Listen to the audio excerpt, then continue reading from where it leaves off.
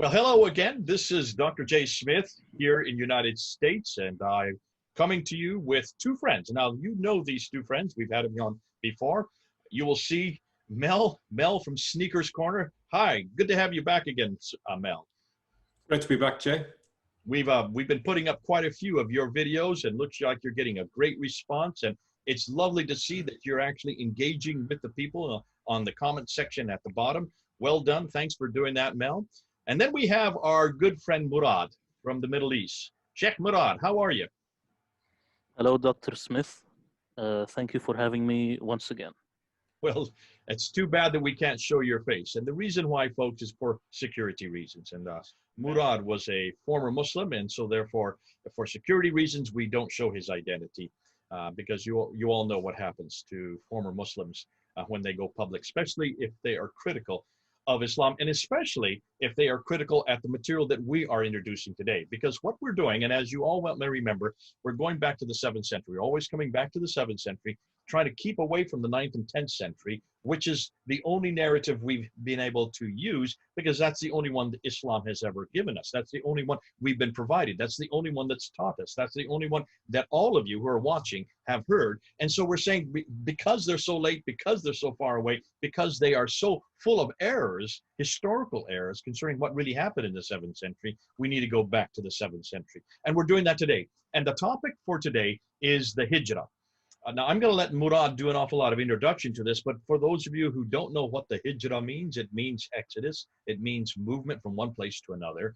And it's well known that this is what we have been told from the 9th and 10th century. What we have been told is that this is the movement by Muhammad in 622 AD from Mecca to Medina, moving from Mecca to Medina with about 80, some could be as many as 200 followers.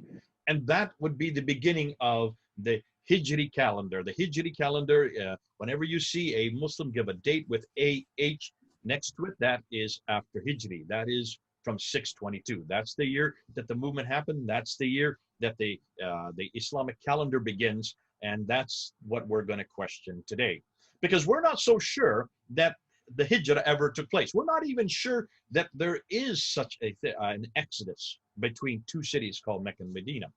You've already heard Mel go on and talk quite a bit about how that much of what we're finding about the 7th century is not at all even from that area, Mecca and Medina. That's the Hijaz. It's not from that area. It's much, much further north. You've also heard our good friend, Dan Gibson, who talks about how that much of the pre-Islamic material is Nabatean. So we're talking there about Jordan, and now we're moving over to Iraq, and there's going to be some new material that Mel is going to be introducing next week, it looks like, about Mecca itself. But let's go back to the Hijra, and let's go back to this event, this supposedly that happened in 622. And I'm going to give it over then to Sheikh Murad. If you can go ahead and bring up your PowerPoint, let's go into your PowerPoint. So I'm going to let Murad speak, and then both Mel and I are going to sit back as armchair watchers. We're going to be looking at and listening to what he says. We're going to be following like you, and then we're going to interject our opinions. I've asked Mel to come on board so that he can also add to the discussion. As Murad goes and introduces the material, listen to it, watch what he's saying, think about it, and then comment.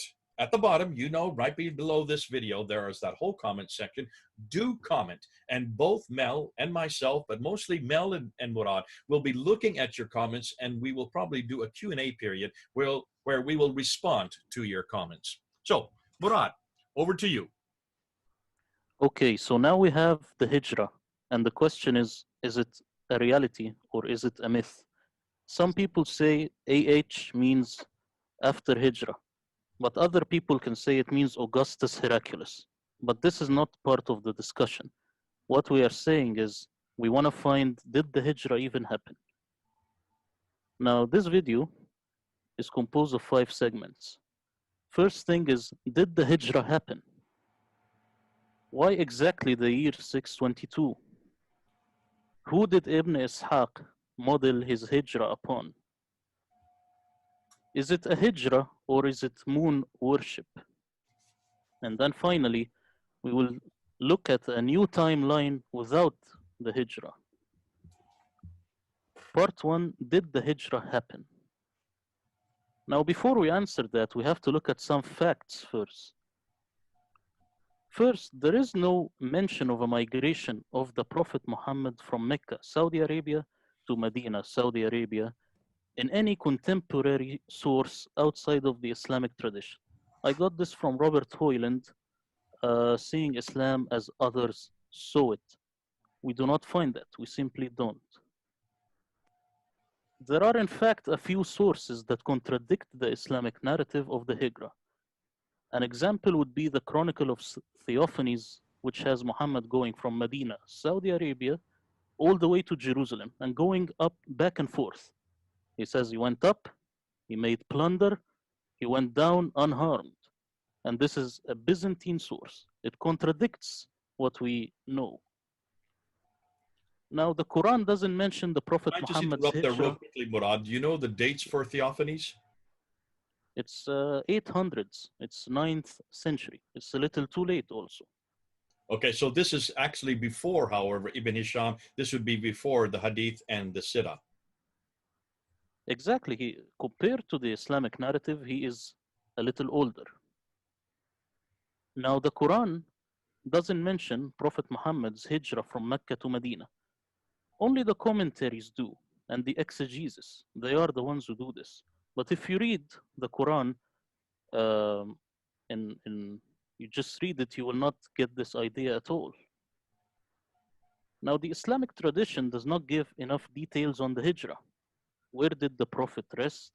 How long was the journey? How hot was the sun?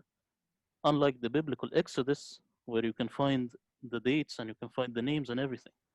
Despite the fact that the Islamic tradition is filled with other less important details. You can find anything about the Islamic tradition, what the Prophet liked to eat and all that stuff.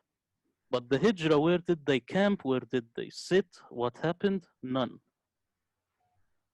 Now, the criteria that we will use, how did the early Muslims view the Hijrah? Did they even hear about it? Did they even mention it? The Islamic coins, the archaeology, and the Caliph documents are the best place to start. We will start with how Muawiyah, which is the first, viewed the Hijrah. He is the first Umayyad Caliph. How did he see this? Now we have a Muawiyah inscription. This is at Hammamat Gidara, and it lies 7 kilos east of the southern end of the Sea of Galilee. It's in Syria. It's in Golan, Syria. And its date, it's 42 AH or 663 CE. And the source is Islamic Awareness. Now, this is the original inscription, and it's in Greek. This is the inscription, and we have to see that it starts with a cross. This is like a crusader cross. This is short, and all the ends are equal. Then you have the name here, Ma'avia. This is the Greek way of writing it. And it sounds like Queen Mawiyah.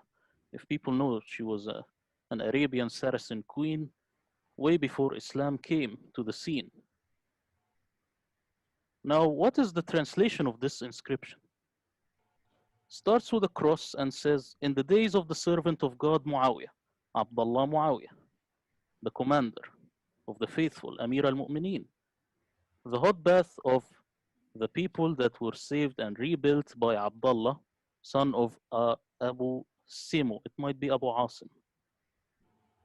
The governor of the 5th month of December, on the 2nd day of the week, in the 6th year of the indiction, in the year 726 of the colony, the Arabic colony. According to the Arabs, it says according to the Arabs, Kata Arabas, the 42nd year, for the healing of the sick under the care of Ayunais, the official of Gidara.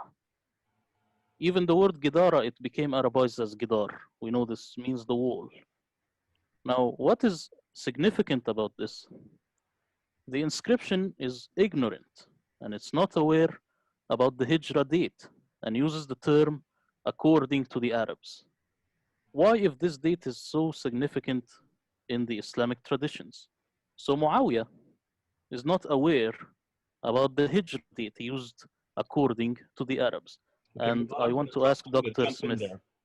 When it says in the year 726 of the colony, I presume it's referring to the Greek calendar there, followed by the Arab calendar. Yes, the 726 has nothing to do with the Islamic year. Yeah. Okay. Okay. Let me just say one thing, though. That would be significant right there, Murad, because what you're doing is you're putting two different dates side by side. You're talking about one referring to the Greek calendar and the other one referring to the Arab. If this had been Islamic, they would have certainly put Hijra, because that would be their defining term for the dates. The fact that Hijra is not there and it's the year of the Arabs proves that this is much more significant. So I would say that really supports your case pretty clearly. I would also point out the fact that the Arab date is secondary to the first one, would suggest that it's a vassal state to the Byzantines rather than a state in its own right. So it doesn't look like you know, what the later tradition paints it to be, which is like a completely independent caliphate. It looks like it's not standing on its own feet just quite yet. Yeah, and fascinating because both of these points confront the Islamic traditions of the 9th and 10th century. The inscription is ignorant and it's not aware about the Hijra date. It uses the term according to the Arabs. Why, if this date is so significant in the Islamic traditions, Muawiyah didn't use it? Muawiyah himself never said Hijri. Why? So this is the first point. Now we have another piece of evidence, and this comes from the numismatics, which means the coins. It comes from Abdullah ibn Zubair. So here we are talking about the other side. When, of course, later Abdullah ibn Zubair, he had a fight with Abdul Malik, an opposing rebel to the Umayyads. Now we have this coin here, and this is the first coin struck to have the name Muhammad. It's in year 66 AH, or Arabic, after Hijra. It's from 685 to 686. And it has here Muhammad Rasulullah. It was struck by Abdul Malik ibn Abdullah ibn Kriz under Abdullah ibn Zubair. This is the governor. This is not the other Abdul Malik. This is a governor under Ibn Zubair. Beside the date, we have this phrase, a very intriguing phrase. It says 66 بعد انقضاء أمر المؤمنين. This is the formula beside the date 66, not Hijri. After the believers' case has been settled. This is what's on the coin. It doesn't say Hijra. And this in itself will have us investigate a new theory. Who are the believers and what case has it been settled? So now, if we look at the timeline, we do not see a Hijra. We see here in the year 663, we have this Greek inscription by Muawiyah, says, according to the Arabs. Then in the year 685 or 686, we have this coin says, after the believer's case has been settled. And we don't know when did the Muslims start writing Hijri beside the date. So all these early Muslims, these Umayyads, they don't know about the Hijra. They are ignorant about it. Now we have extra evidence. All the Umayyad and the Abbasid coins and artifacts, I have looked at almost all of them. They do not mention anything about the Hijra and never write Hijri beside the date as we do today. They either leave it like 66, they just leave it like that, or they say Arabic, 66 Arabic, Arabi. Now, if some parts of the Quran was revealed to Muhammad in Mecca and somewhere in Medina, why didn't the early Muslims put it in that order? According to the revelation, why did it never happened? Probably because it was a later invention.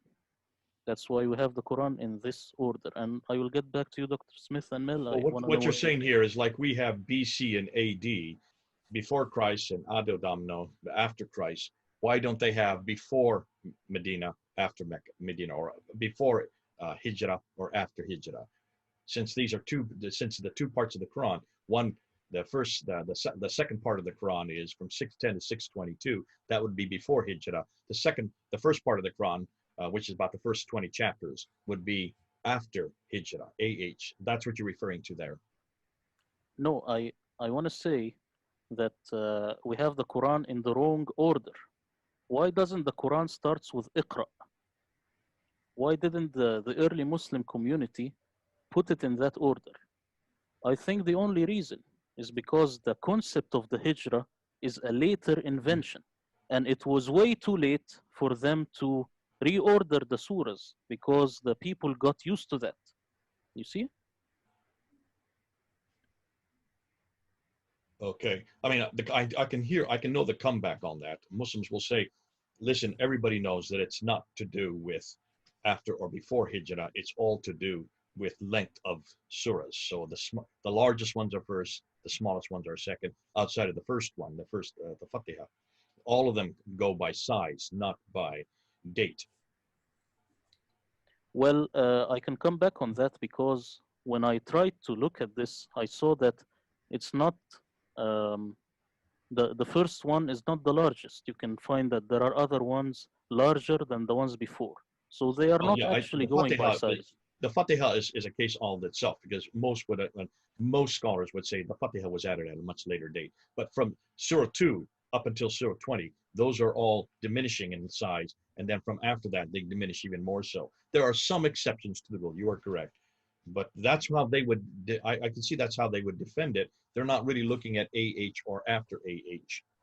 Yes, They're looking more at time. but naming the surahs in itself is a new invention. Right. So this case, it just gets dropped because it's already a new invention.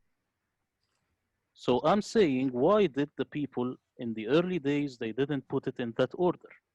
I Yeah. have no other explanation because the only thing it means that there was no Quran revealed either in Mecca or Medina. It doesn't go this way. There is no good reason to have it in this weird order. Okay. So now the verdict, looking at just what we looked at, since the Hijrah, which means the migration of the Prophet from Mecca to Medina, is never mentioned in the archaeology, so you never find anything in Saudi Arabia about this, and numismatics or early Islamic documents, nor the contemporary sources, nor any hostile source from the 7th century, and not even in the Quran. It stands to reason that the Hijrah never happened. And I will come back to you, Dr. Smith and Mel. I want to know what you think. No, I don't know what you think about this, Mel. I mean, this is a pretty strong argument right there. Now, of course, the comeback will be, well, this is argument from silence. The difficulty is, and what we've always been saying is, it is an argument from silence, but the silence is now on the foot, is going to be on the foot of the Muslims. They've got to show now that there is a hijrah. If anything, this idea of the hijrah, since there's nothing to support it anywhere in the 7th century, they are arguing from silence. Because if it's that important, and it is important, because the entire calendar is dependent on this one act, this one event that goes from Mecca to Medina, 622. If that is the case, then I would suggest for Muslims, or rather than saying that we're arguing from silence, I would suggest they are arguing from silence. What do you think, Mel? Yeah, I think the idea that essentially a retreat was the basis as the start of Islam is not a very good reason. I think the idea that there was some form of confederation that united different tribes, such as the Ghassanids and the Lakhmids, is a much more convincing reason and seems more based in reality than this mythological idea of a migration. So I think it smacks of a mythology straight off, and there's also so many biblical echoes in terms of the Exodus and things like that, that I would straight away think that it's suspiciously like a redaction that was done in order to make the story more dramatic, perhaps, and maybe to Mythologize. mythologize this story. Yeah, I wouldn't take it as being very historically reliable. What is interesting, Mel and Murad, is this reference to Year of the Arab. And I think, Murad, you're going to say something more about that. You're going to zero in on that. And I think that also fits with what Mel has been finding, that there is something significant about 622, with the Lakhmids and the Ghassanids coming together against the Byzantines and the Persians, and this Arab identity coming to the fore starting in 622. Which would make sense then if you're trying to put a history together and you are the beneficiary of that Arab rebellion. You're going to then go back to that date as the significant date. How you're going to then spin it, or the significance you're going to give to it, is what the later Islamic traditions have done with it. They foist and put it all on the shoulders of Muhammad, this man Muhammad. But what Mel is finding out, and what I think, Murad, you're going to talk about, it has nothing to do with one man significantly. It has more to do with a whole race of people that are coming and are throwing off the control that has been on top of them for so long. And that's why that date is more significant. But let's go ahead and let's find out if this is where you're going. There's one other thing I'd like to just throw in, if I may. If you can imagine that the Abbasids were trying to get rid of the early history, which basically suggested that Islam started up in the north. One of the big problems, one of the big gaping holes in the narrative, is the fact that it was between the Ghassanids and the Lakhmids joining. So that's the problem. They need to cover up that story and give a different twist. So by creating this HIJRA between Mecca and Medina, you have a foundation story, but you don't have any reference to the Lakhmids and the Ghassanids. So it allows you to create a new narrative way down in the Hijaz. But if you don't have that story there's that gaping hole that will lead to questions being asked. So I think it's a useful device to cover up the early history that they don't want people to know about, I think. Well, I just want to come back to the idea of arguing from silence. It's not arguing from silence, because silence in itself is not a big problem. Maybe we will find the evidence tomorrow. The problem is we have a few contradicting sources, like that of Theophanes, putting Muhammad from Yathrib, Saudi Arabia, all the way to Jerusalem. So this is a big problem. This is not just arguing from silence. Now, no, in fact, we have the evidence. It's the Islamic traditions that don't have the evidence anymore. And so it's completely switched the argument from silence away from us and back onto Islam. Exactly. Now, the year 622, why is it significant? And I just put here Heraclius so that people are ready to see the role of Heraclius, the Byzantine emperor who was alive during the time of Prophet Muhammad. If we want to know why, we should ask the Quran. Now, the Quran sides with Rome, and this is a little bit controversial, but we will see the comments. What do people think? This verse is from Surah 30, and its verses from 2 to 6.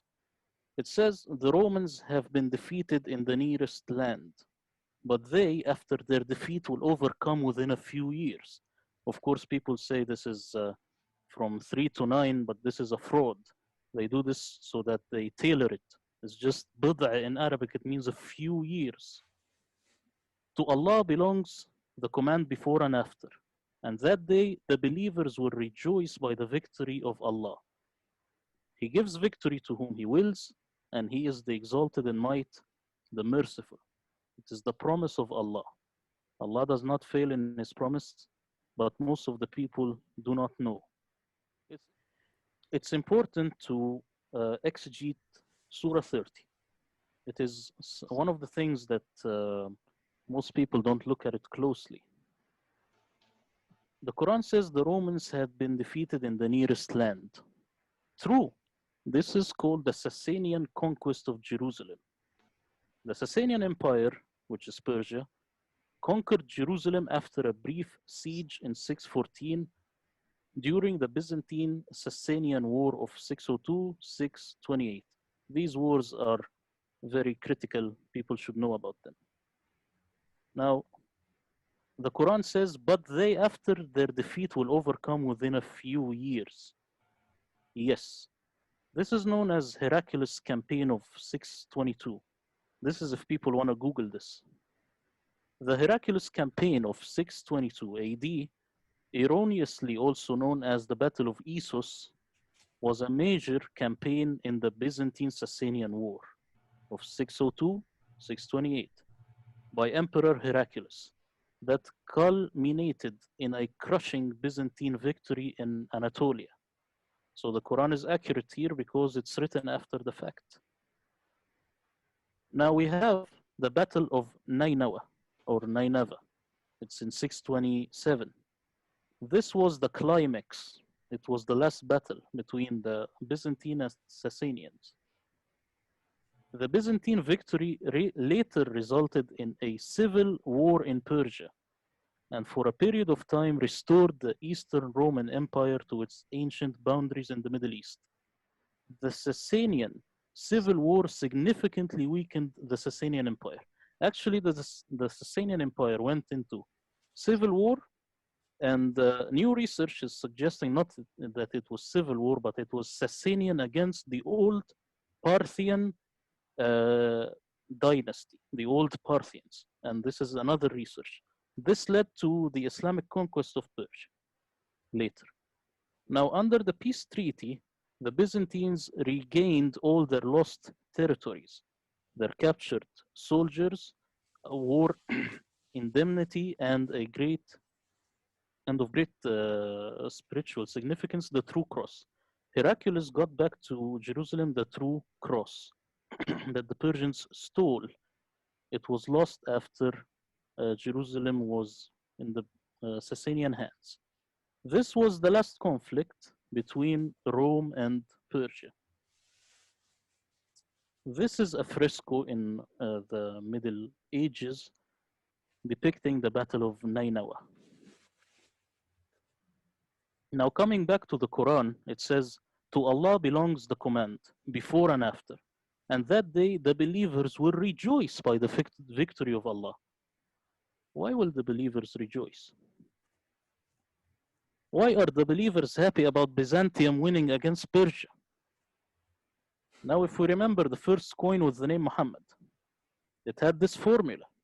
After the believer's case has been settled, now it makes sense. The believer's case has been settled after Heraclius crushed the Sasanian Empire and gave the Arab Christians their independent state. These were the Ghassanids and Lakhmids. This is the coin, of course. For more on the significance of the year 622 and what actually happened, this is the best book to start. It's The Hidden Origins of Islam, and it's the part by Volker Popp, the famous German numismatic. And these pages from 17 to 39, and now I want to know your opinion. I think it's an excellent explanation for what happened. I wasn't aware of some of those details, so that, it's really good. I think it makes good sense in light of the surah. So what you're doing, Jay, what do you think? Yeah, I think this is important. Let's go back the slide before you get into this slide here. Don't move to the next slide. I think it's important. What you are doing here, Murad, is you're looking and you're asking, let's look at these verses in light of what's happened historically on the ground. Don't just try to impose on them what the later narratives are saying. And you're saying, if you look and see what was going on the ground, the war between the Byzantines and the Sassanids, you have the Arabs who are watching this from the sidelines. Of course they would rejoice. Why? Because the Byzantines are now taking out and eradicating the oppressors who have been oppressing them for all these decades, and in some cases possibly centuries. So it stands to reason that they would rejoice at this period, and that would then all the more make it significant why 622 is so important. 622 is now important because this is when it all began. And if that is the case, then we now, instead of always taking what the traditions have said concerning chapter 30, Surah 30, we need to look and see what history is telling us. And history is giving us a much more correct story. Why? Because it's giving us a story from within that century, which is what, as a historian, you are a historian, you're doing. Well done. Okay, so the part 3, we have who did Ibn Ishaq model the Hijra on? Now, a little background on Ibn Ishaq. He is the guy that the second Abbasid Caliph, Al-Ma'mun, he asked him to write a biography of Muhammad. And this, we have the first biography from this guy. We do not have the original. It's lost. Then we have his student Al-Bakkai. It's also lost. Then Ibn Hisham, the original, is lost. We only have a copy of Ibn Hisham. This is how we have the biography of Muhammad. Can I interject right there? Remember what Mel just said about 5 minutes ago. Much of everything that came about after the Abbasids take control, and the Abbasids are up in the Persian area, up in Baghdad. That's where their headquarters are. They moved their headquarters to Baghdad. Remember, the Umayyads before them were way up in Damascus. So they moved their headquarters over to where they come from, in Baghdad. And what do? They want to eradicate anything that has to do with the Umayyads. So what do? You eradicate and you destroy all the history that has gone on before that does not support your own narrative. Now can you understand? And we've been saying this for years, but I never really thought it through until Mel and you, Murad, have come up now with this evidence. I've always thought, why is it they waited so long? Why is it they take 200 years to write down this biography of their Prophet Muhammad? And why is it they don't use Ibn Ishaq? He's closer to the event. His date is 765. Ibn Hisham that you're referring to only writes his material down in 833. That's the 9th century. That's around another 70 years later. So what's going on here? Why so late? Well, you can see why. They are trying. This is called censorship. This is called censorship. We even get this referred to when we're talking about al-Bukhari. He's given 600,000 of these traditions, these akhbars, and he's to throw out that which are not relevant. So what does he do? He whittles them down and throws out 98% and only keeps out of the 600,000, 7,397 or 7,400. That's it. 2%. He only keeps 2%. What are the other 98%? Well, you guys have just said what the other 98% is. It's everything that has to do with history. They threw out all the historical material. They threw out everything that had to do with the 7th and 8th century. They only come into power until the mid-8th century. And anything that has to do with the Umayyads, anything that has to do with what's happening up in Damascus, anything that's happening to do with those who come before them, they throw it all out and then write their own narrative. And that's why it takes another, well, after Ibn Ishaq, he had an awful lot I would suggest he had an awful lot of historical facts that were not usable. So when Ibn Ishaq takes and writes what he does, he throws out what he doesn't like at Ibn Ishaq, only retains what he liked. When al-Bukhari comes, we're talking about another 40 years later in 870, he then throws out 98% of everything that he doesn't like and only keeps that 2%. So everything we're dependent on what this man Muhammad said is only 2% of what was actually there. 2%, I would suggest, is a very little amount. I would love to see the 98%. It looks like we're getting back to that 98% because we're going back now to that period. We're going back to those people. We're going back to these events. We're going back to those documents. We're going back also to the coins. And what you're doing here is looking at some of the material, specifically zeroing in on the Hijra. Love it. This is good stuff. Yes. Now we have the Chinese source. I didn't include it in here, but Mel talked about in the last video. And it says that the Tashi, or the Ta'i in Arabic, Ta'i, they changed the narrative around 758. 758 is exactly the time when the second Abbasid Caliph asked Ibn Ishaq to start writing the biography. It's the second Caliph is called Abu Ja'far al-Mansur. Now the Hijra was an Abbasid propaganda. The Abbasid Caliph al-Mansur built the House of Wisdom and transmitted other texts. This is in the Islamic tradition. I'm not making this up. The Bible was one of them. Now, if you want to take a whole library and translate it, maybe you take books about magic and stuff, but you also take the Bible because there are a lot of Christians and Jews there. You have to know their language. Caliph al-Mansur asked Ibn Ishaq to write him a biography of the Arabian Prophet Muhammad for his son. This is the Islamic tradition saying this. Ibn Ishaq did so by looking into the Bible, trying to make Muhammad have similar characteristics with all biblical prophets. Now, how do I know this? Mel made a very good video in Sneakers Corner channel looking at how Ibn Ishaq actually copied everything from the Bible, but in a very weird way. Also, the genealogy, it's the same as he took it from Jesus Christ. In fact, I would say he copied it so much you can almost see him with the Bible open on one side as he's writing it, because he literally just took the ideas and then just turned it into his own spin. Exactly, and the light coming out of Amina, the Prophet Muhammad's mother, and all this stuff, it comes from the Bible, but in a very twisted way.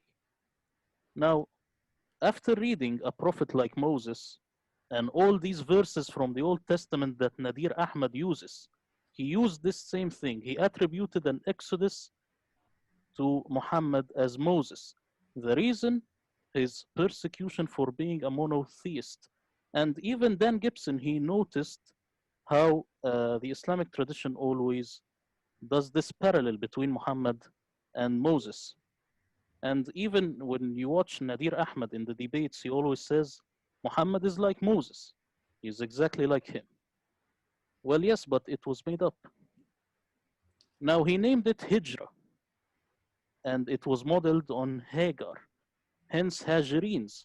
Actually, if you add a dagger alif in the word Hijri, it becomes Hajari, it becomes a Hajirin. Entering Medina is the rehash of Jesus entering Jerusalem. Now, how do I know this? Because there is a poem that is used even in the English movie by Mustafa Al-Aqad, which is about the Prophet Muhammad. I forgot the name of the movie. Very famous movie, very nicely done, and it gets the poem inside it. This poem was actually in Syriac, and it refers to Jesus Christ. It's a variation on Hosanna. Now, who was the Hijra modeled upon? Muhammad was abused for calling for monotheism like Moses. He fled from Mecca to Medina like Moses when he went out of Egypt. He entered Medina on a donkey like Jesus when he entered into Jerusalem. So this is how it was done. Go ahead, Mel, why don't you start? Yeah, it looks like they have taken tropes from the Bible and used them to build a story for Muhammad, which is there to big up Muhammad, make him greater than he was. So they're taking a historical core, perhaps a real person maybe from the early days, but he's not exciting enough. He needs to be bigger and brighter. And so what do they need to do? They need to make him more like Moses. So they take similar ideas from the Bible and they plant it onto Muhammad. It makes perfect sense. Dr. Andy Bannister did his doctoral thesis on looking at these, what they call narratives, these oral stories, these oral narrations. And he did whole graphs where you could look and see, if you look at the Quran, you look at these oral stories, formula, you'll see the formula. He calls them formulaic orality. And when you look at the formulas, they all are pretty much the same formula all the way through. Story after story has exactly the same theme. If you're copying from the biblical material, as Ibn Ishaq is doing, then what you're doing is you're taking these formulas and you're referring to the original one. You just add a little bit here or add a little bit there, but they all have the same, they all have the same pattern. And what's fascinating, this one now fits if they have the Bible in front of them, as you're saying, Mel, and they keep the Bible in front of them, then you can see that not only the story of Muhammad, but almost all the stories of all the prophets follow the same formula, follow the same narration. It fits to the pattern. This we've already seen. You're just now supporting what we've already known. Yes. So now for part 4, we want to know, is this a hijra or is it a moon worship? Now the Hijri calendar is simply a lunar calendar. The Quran commands its readers to fast Ramadan when they see the crescent moon. Now the word shahr in Arabic, it means month. But in Aramaic, it simply means crescent moon. And there are very few, rare English translations which has this word as crescent moon. Muslims today cite the moon to start the Ramadan fast. The crescent moon is a symbol over all mosques today. They don't have any other symbol. This is the ancient Babylonian god with the crescent moon. And of course, I know some people don't know this, but I am the one who came up with the Iraq idea that Islam started there. There is a video on Sneakers Corner when I said, where was Mecca? And I put forth two theories. One that Mecca maybe was in Iraq, another maybe it was in Central Asia. So this goes well that with the Iraq thesis and with the Iraq hypothesis. This is a statue of Allah. It was found somewhere in Arabia, and you have here the crescent moon on his chest, and the way he does his hands, this is like the Muslims do today. So was it a hijra or is it some sort of moon worship? What do you think? Yeah, just something that springs to mind. Marwan II, who was the caliph in the middle of, let me get this right, the 8th century, his palace was built in Haran on the site of the old moon god Yasin. And so it's interesting that the caliph chose to build it on the ruins of an ancient site that was dedicated to the moon god. Sin on its own is the crescent moon. Yasin, it means oh crescent moon, and it's in the Quran actually. The word Yasin. Do you want me to go on?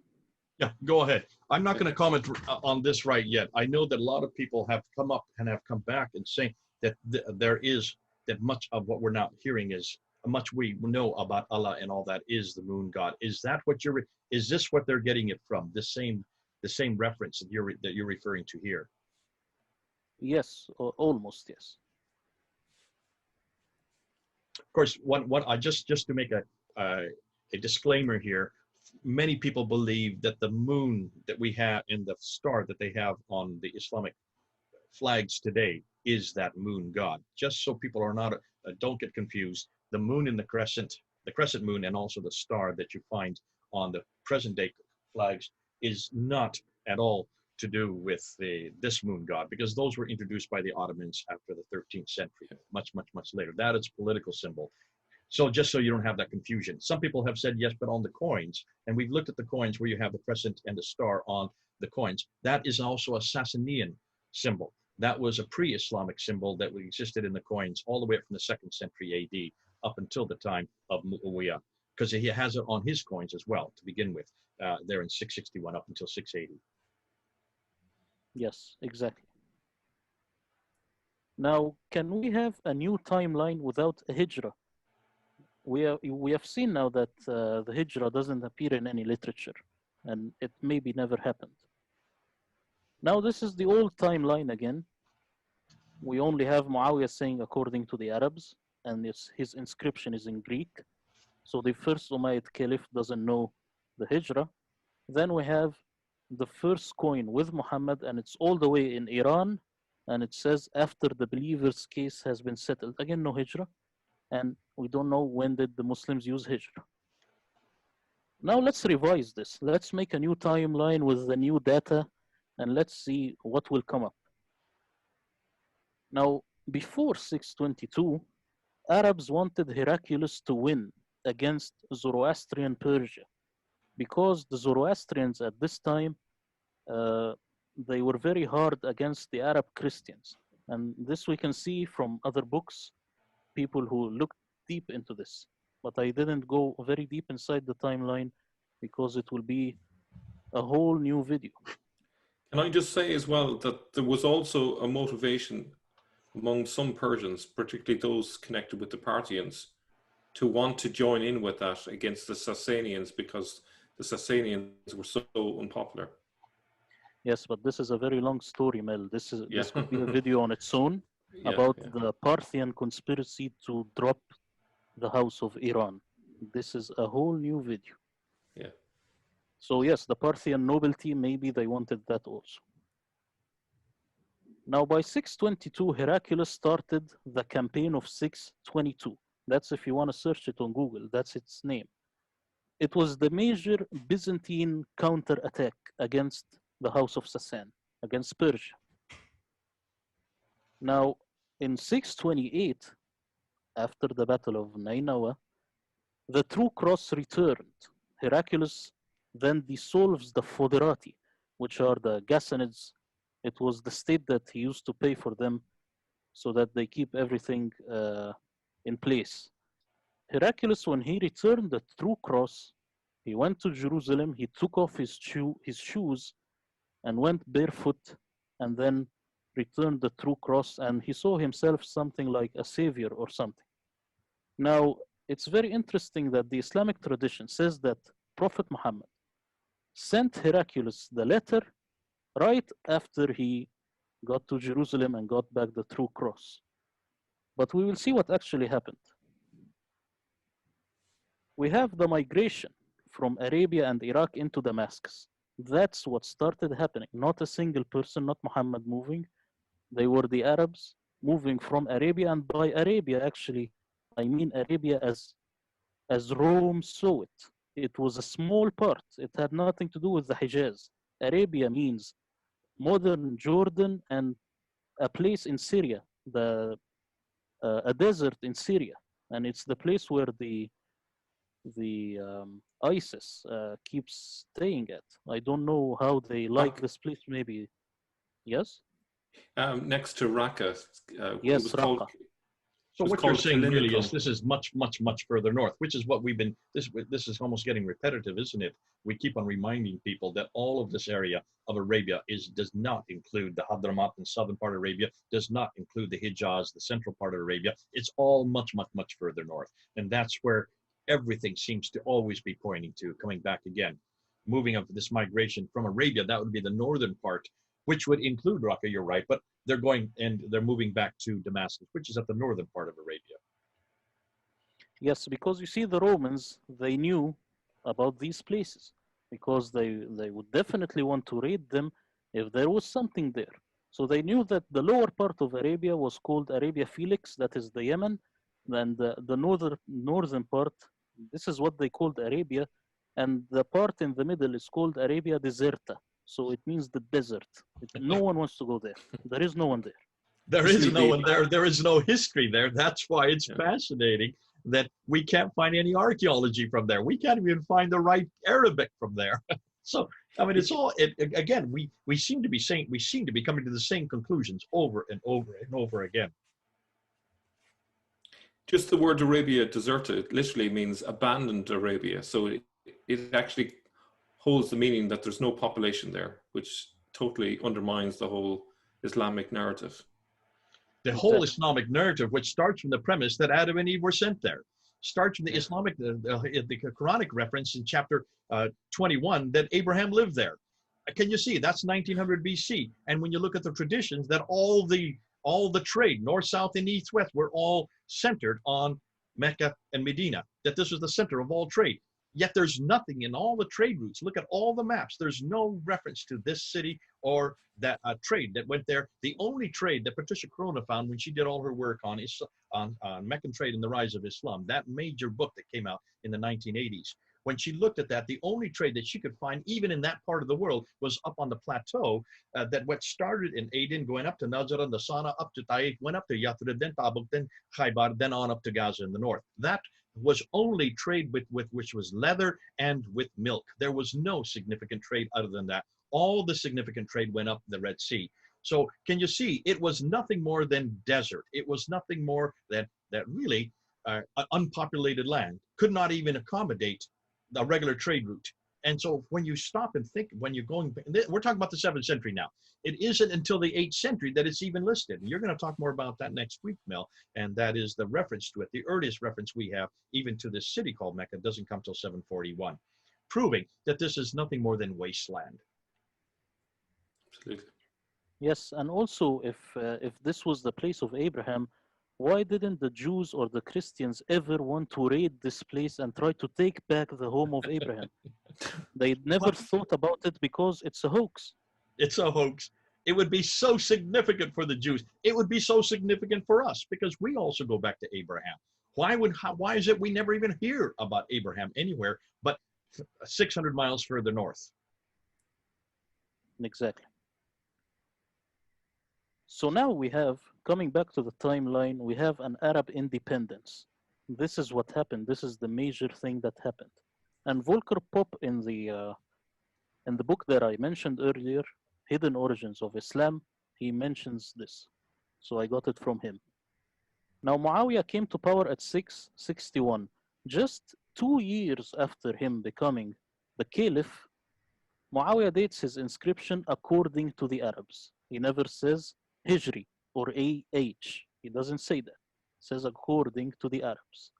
And of course, we said that this starts with a cross, something that Islam today doesn't really like, but Muawiyah was okay with it. Then a few years later, still we don't have Hijra. We have after the believer's case has been settled. This is on the coin minted in Iran under Abdullah ibn Zubayr.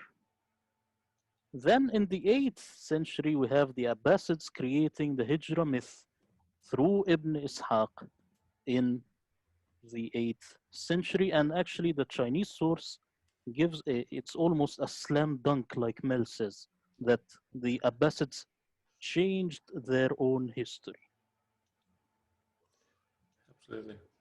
So now if we have a Muslim and a non-Muslim, the non-Muslim has all the right to say, it is your turn to prove that the Hijra happened and the ball is in your court. That's all I have to say. That's great. Well done, Murad. Listen, one thing I love to do, and I want to get that, Mel, if you have any last words to say, I'm just going to do a quick review of what Murad has done here. I like to do this with both Mel and Murad so that we can help the viewers really go with it. So go ahead, Mel, why don't you have something to say, and then I'll end this up. I think, Murad, you've made a very compelling case that the Hijra was a later redaction back to maybe to cover the tracks so that the Abbasids could support their own claim to power. I think the reference to Ibn Ishaq and the use of biblical tropes was a very good one. I liked your use of archaeology and numismatics. I think you've built a really strong case. And I wouldn't like to be a member of the Dawa team trying to defend their side against your assault, let's call it that. Well, listen, let's go. Let me just reiterate what I have picked up from what you've said. Now, both Mel and I, we're new to this. We're just hearing it for the first time, and so this is my take on what you've brought, Murad. And I want to thank you for this. You've done a great job. And what you're doing is you're doing what every historian should do. You're looking, and you're saying, I have difficulty if this Hijra is that significant, if all the Muslim calendar is dependent on this Hijra, then where is it in the historical evidence? Where is there any historical evidence for this place called, or this action, this exodus that goes between two cities? It just doesn't exist. It doesn't exist for a very good reason. And that is that when you look at the historical context from the 7th century, there's no reference to it in any of the inscriptions. We have, you gave the reference to Theophanes, who's writing in the 800s, so he's writing before Ibn Hisham, he's writing before Al-Bukhari. When we do get the references to the Hijra, he's predating them, and he talks about this event that's happening way up in Jerusalem. If that's the case, then you're over 600 miles too far north. So even the location is wrong. The fact that it's not in the Quran is absolutely significant. That's fascinating to me. I find it, Muslims are always trying to use the Quran to support what Muhammad did here, there, and the other. And we've already gone through this, Murad, where you went through, and the 4 references to Muhammad could possibly not even refer to him at all. But what's fascinating, if the Hijra is that important, why is there no reference at all until the 9th century for this event? It's not in the Quran, and the Islamic traditions are the only ones that give it, but they give the Islamic traditions give us the wrong references, the wrong place, and the wrong time.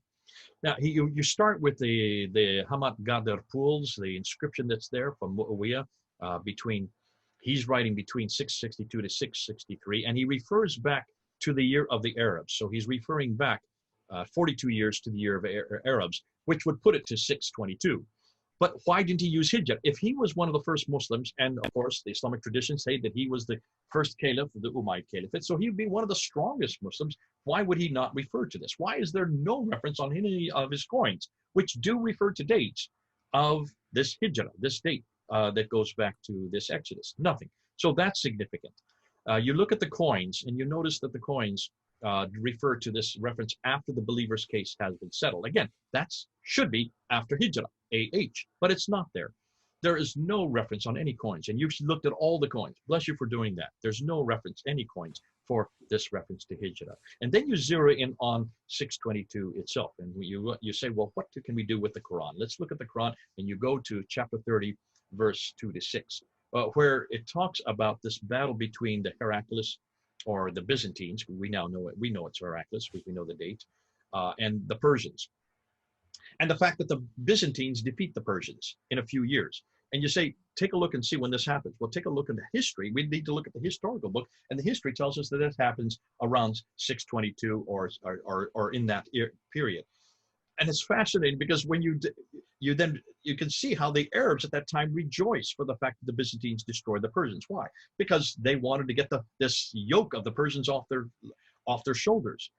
Why is it that this is not referred to in the Quran? Because of the fact the Quran doesn't really understand this, but history understands it. If you look at the Quran through a historical framework and not the traditions, or not the tafsir that doesn't even come till the 10th century. Remember, the first tafsir that is written by Al-Tabari is 923. That's the 10th century. That's 300 years too late. Let's go back, and as you've done, Murad, let's see what was happening with Heraclius. Let's even give him a name, and let's see what the significance that is to the Christian Arabs. These are Christian Arabs. Why? Well, remember the inscription you just put up there. There's a cross on it. There's a Byzantine cross on it, proving that these are Christian. Sorry, a cross showing that these are Christians. And then you go to the biography of Muhammad himself. Can I just, I'm sorry, I just want to add something, but because some people can come to this. They say that the Byzantines had been defeated, then they will triumph. Islam critiqued. He said that there is another reading which will put it in reverse. So the Byzantines were victorious, then they will be defeated. But I want to say that in the Arabic, it doesn't work well, this reading. So I side with the Hafs, because in Arabic you cannot say what the Warsh is saying. It's not correct. So I side with the Hafs on this one. Huff's got it correct. Okay, good family. Yes. Thanks for doing that. You move on to the biography itself, and you talk about Ibn Ishaq, who is the initial biographer.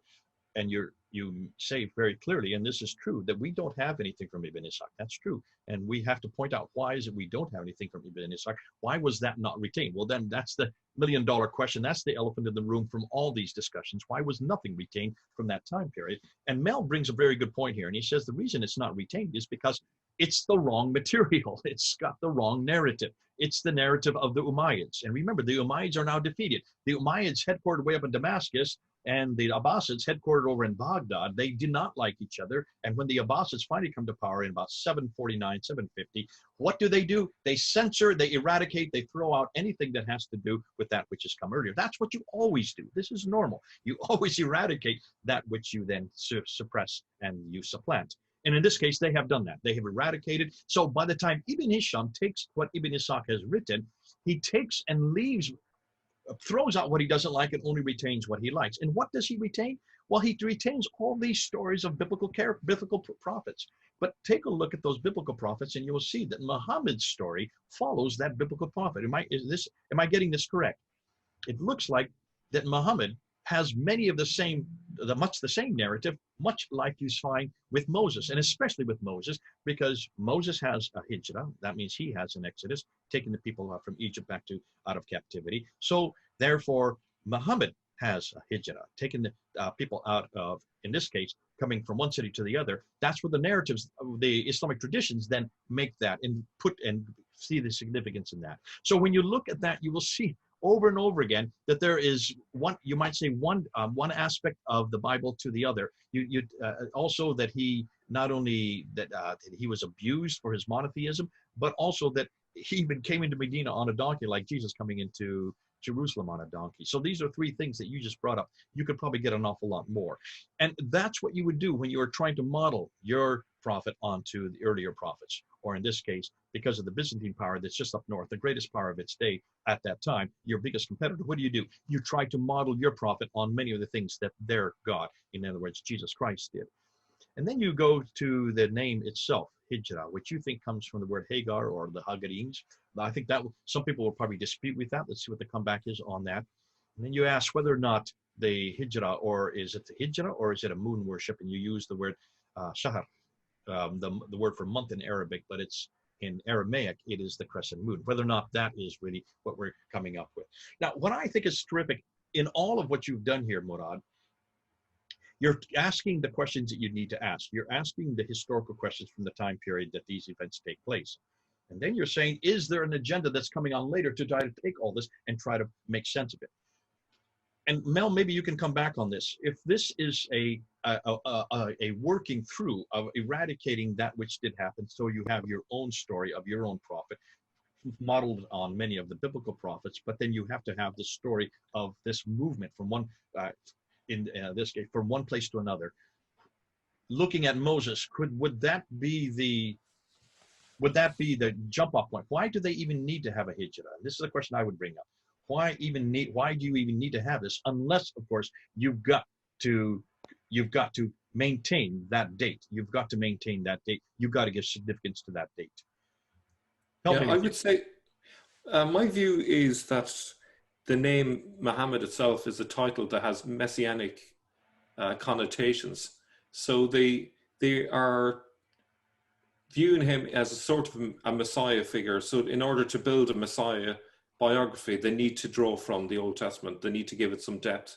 And so the easiest one to do would be to draw from Moses. And that provides sort of the impression of deep sort of biblical roots to the story. That would be very difficult just to create off the bat. It's very difficult to come up with something completely original. So there's an awful lot of borrowings that have gone on, and they're probably depending on people not being aware of the biblical stories as well, particularly when at a later stage they're kind of panning the Bible essentially and saying, well, you know, this comes obviously much later, but the suggestion that the Bible is corrupted and now the Quran is the perfect word of Allah makes it much easier to push this later narrative, because the Muslims are not aware of the earlier stories. They're not aware that so many of the stories are allusions to, for example, Syriac stories and other things like that. So it's all part of a kind of a scheme, if you like, to hide the earlier history in order to push the later narrative. If the later narrative is being introduced in the 9th century, 833, 835, 870, 875, 923, so that's 9th and 10th century. Those are the four major dates for the Islamic tradition: the Sirah, the Hadith, the Tafsir, and the Tahqiq.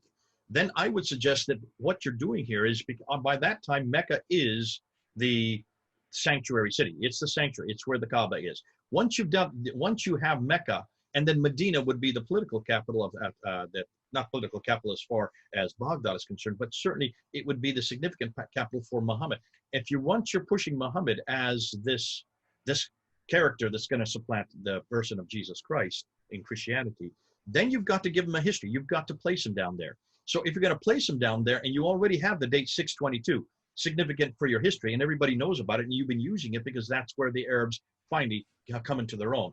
Then for what I would suggest is happening here is that they are then redacting the story down to that place where Muhammad lived, that place where Muhammad said. And they've already got the narrative that he was persecuted, like Moses was persecuted. He was persecuted because he was in Mecca, because he came from the Qurayshi tribe, and he was not seen as a major player. And through that persecution, then he has an exodus up to this other city, and there he then comes into his own, and he defeats those who persecuted him.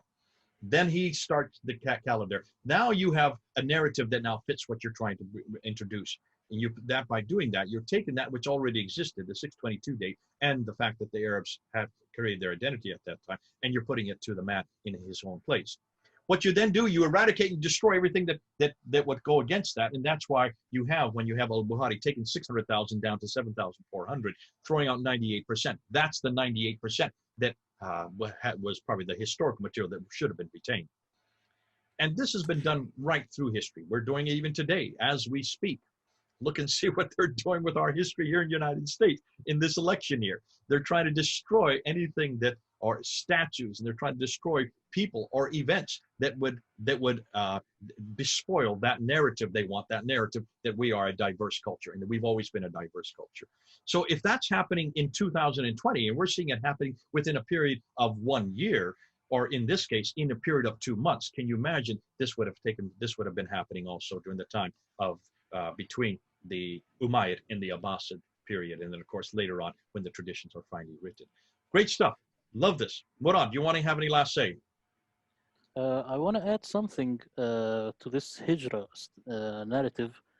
You see, in Petra, they used to worship Moses at some point, and they used to worship Aaron at some point. Now, there is an Egyptologist who is David Roll, who looked at the Exodus, and he revisits the Egyptian chronology and comes up with new stuff. When he does everything, he comes to the point that Dushara maybe was Aaron.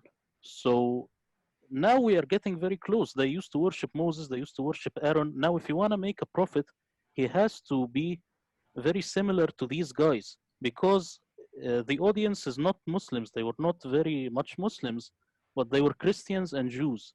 So you want to make a prophet that sounds very much similar to their prophets, so that they can relate. That's the idea. Good stuff. Thanks so much. Hey, listen, this has been fun. This is just one more stone that we're building on that foundation, looking. And one thing we've always asked, that's why I'm wearing my green shirt. You notice I always wear a green shirt, because we're talking about debunking the 7th century. And we're not debunking it for that sake, just because we want to debunk it. We're demanding that Muslims start coming up with a little bit more support. As Murad said at the very last slide, the ball is now in your court. Muslims, you can't keep on saying this is argument from silence. No, this is not argument from silence. We're coming up with the evidence. We're coming up with reference after reference, data after data, inscription after inscription, building after building. We're coming up with evidence that points to the fact that this Islam that you're talking about, that you say happened in Mecca, Medina, did not happen in Mecca, Medina. There was no exodus between these two cities. It looks like that was something that was redacted back to the 7th century. We're going back to the 7th century to support what we're saying. Now, you Muslims, the ball's in your court. You come back to the 7th century and prove that there was a hijrah between one city called Mecca and another city called Medina in the time of 622. Back to you, Muslims. Let's see how you respond. And please do try to respond. Don't just sit there and give us all kinds of platitudes or call us names or give us kinds of threat or say we don't know what we're talking about. Folks, these are white papers that we are putting out. We are pushing the envelope. We are forcing people to ask questions they've not answered before. But we do want to get to conclusions. And the best way to do that is to have these discussions. God bless you, both Murad and Mel. Thank you for coming on board, Mel. Thanks, Murad, for all the work you're doing. Thank you very much for having me. Okay. Thank you. Thank you, Jay.